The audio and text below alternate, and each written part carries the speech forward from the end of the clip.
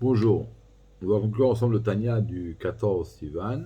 Alors, aujourd'hui, nous allons commencer la parenthèse à la fin du Perek, paragraphe 4, chapitre 4. euh, Parenthèse qui va se terminer à la fin du chapitre 5. Alors, c'est assez profond, on va essayer d'être le plus simple possible.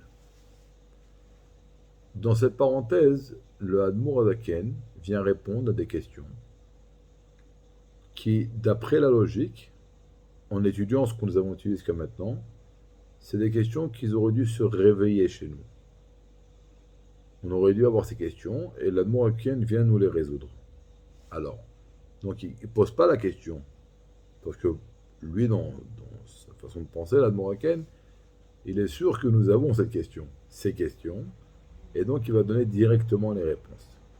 Alors, on va voir doucement, doucement les réponses. Je ne sais pas si à chaque fois on va dire quelle était la question, ça peut prendre beaucoup, beaucoup de temps. Mais avant de ça, on va poser deux questions. Nous avons dit hier que chaque créature, nous avons appris pendant plusieurs jours, reçoit une divinité, une énergie divine différente. Et chaque créature a son énergie divine individuelle, spécifique à elle, etc., etc. Là, ça crée un gros problème. Alors, pourquoi ça crée un gros problème? Parce que c'est comme si on est en train de dire que dans la divinité, il y a il y a ce qu'on appelle du ribouille, il y a une multitude de divinités. Il y a une énergie divine dans l'herbe, une énergie divine dans le bois, une énergie divine dans l'eau, une énergie divine dans etc. etc. Comme si il y a plein d'énergies divines. Alors que Dieu, c'est le Ihoud, le Shara Ihoud. Il est un, une seule entité. Il n'y a pas une multitude de divinités. Première question.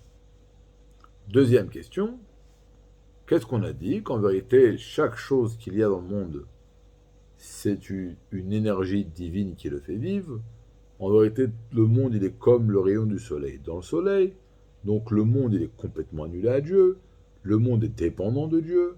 Le monde est constamment d'être en train de se faire réexister, recréer à chaque seconde par Dieu. Et si la parole de Dieu quittait la création retournerait au néant, comme avant les 6 jours de la création du monde, etc., etc. Donc le monde par excellence, c'est la divinité. Le seul problème qu'on a, c'est un problème d'optique, que nous ne voyons pas, cette divinité. Mais dans l'absolu, le monde est de la divinité.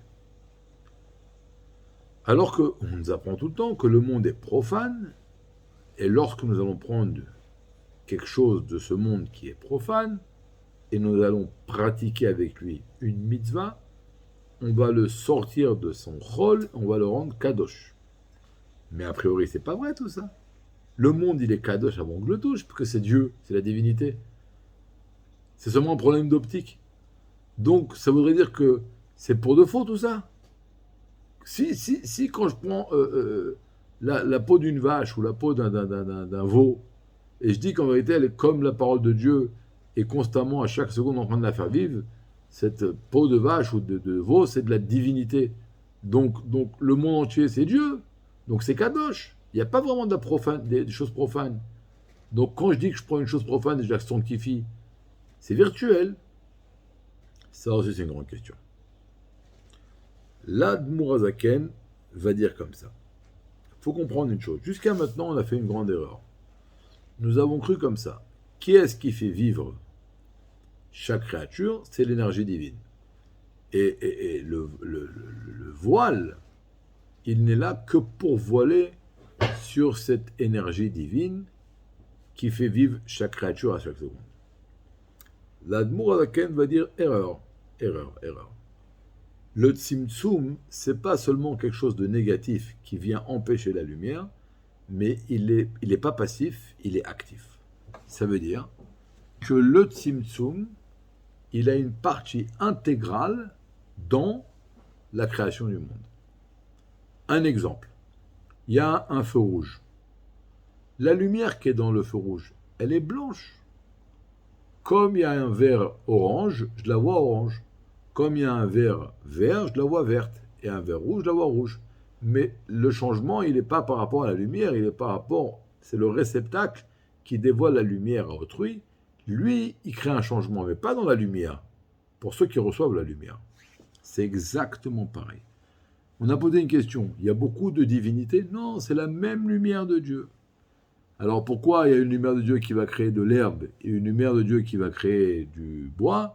Ben c'est comme si on dit pourquoi la lumière blanche elle devient verte? Parce qu'il y a un verre vert. Et pourquoi la lumière blanche elle devient orange? Parce qu'il y a un verre orange. Donc c'est pareil, qui est-ce qui va créer cette multitude de catégories dans la création? C'est pas la lumière. La lumière elle est elle est unique. C'est les réceptacles. Le réceptacle, il a une partie intégrale dans la création du monde. C'est lui qui va créer la limite. C'est lui qui va créer qu'il y a une pomme rouge et une pomme verte et un truc comme ça et un truc comme ça. Donc le kélim ne sont pas passifs, ils sont actifs. Et ça nous répond à la deuxième question. Puisque le kéli est actif, il va créer donc un vrai tzimtzum. Il va réduire la lumière, rétracter la lumière pour que chaque créature reçoive exactement la portion de divinité, d'énergie divine qui lui est propre et qui lui correspond. Donc effectivement, il va avoir un vrai voile, un vrai limite. Et donc lorsque je prends un truc dans ce monde-là qui a été créé pas seulement par la lumière, mais également par les kélim, eh ben, je prends quelque chose de limité, et quand je vais faire une mitzvah avec, je vais le sortir de son aspect limité, et le rentrer dans la dimension de l'illimité. Et c'est ça qui dit que la source des réceptacles, donc qui crée cette limite, ils viennent des lettres qu'ils sont matznapar. C'est quoi matznapar? C'est toutes les lettres dans l'alphabet juif qui ont une deuxième lettre, la lettre sophite, même sophite, même finale. Nous, c'est quoi une lettre finale? Quand on écrit un texte, la lettre finale, ça termine une phrase, ça termine un mot. Eh ben, c'est ce qui va stopper, c'est la goura, stop, jusqu'à la lumière, et là on stop.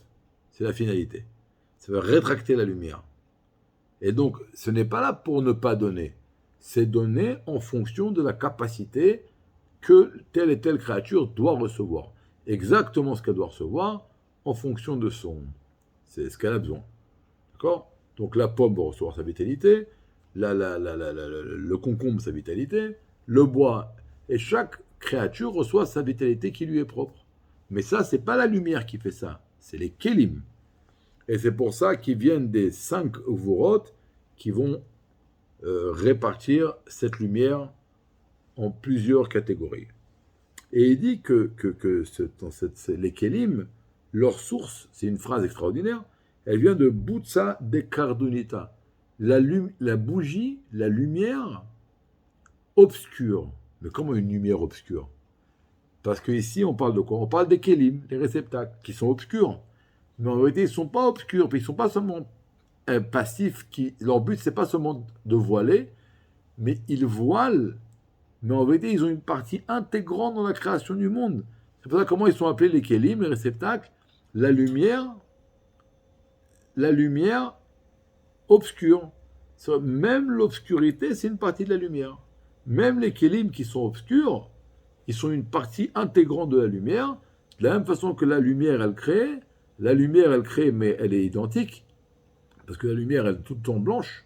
La vitalité ne se répartit pas.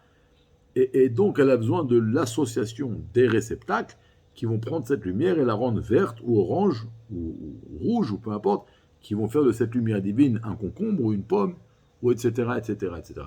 Mais donc, même l'obscurité, c'est une partie de la lumière, c'est une partie intégrante de la création du monde. Et c'est pour ça que les deux, également la lumière et également les réceptacles, ils viennent de la même source. Au-dessus du monde de Hatzilut, il y a un niveau qui s'appelle Keter.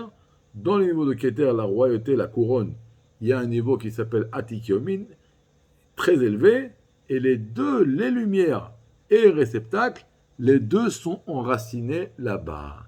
En réalité, parce qu'ils ont le même travail, les deux sont des associés à part entière dans la création du monde.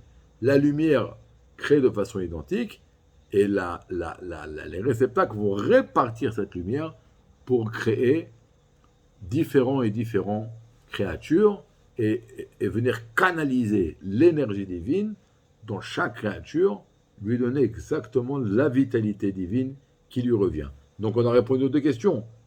La répartition, ça ne vient pas de la lumière, ça vient des réceptacles qui sont une partie intégrante dans la création, ils sont actifs.